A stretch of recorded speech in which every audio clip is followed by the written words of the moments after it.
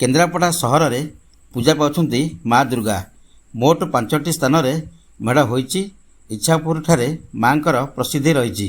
ସେହିପରି ବଳଗଣ୍ଡି ଏବଂ ମଢିଆଳରେ ମା ଦୁର୍ଗାଙ୍କ ପୂଜା ଅନୁଷ୍ଠିତ ହୋଇଛି ଏବଂ ମହିପାଳ ଓ ଗୁରୁନଗରଠାରେ ମଧ୍ୟ ମା ଦୁର୍ଗା ପୂଜା ପାଉଛନ୍ତି।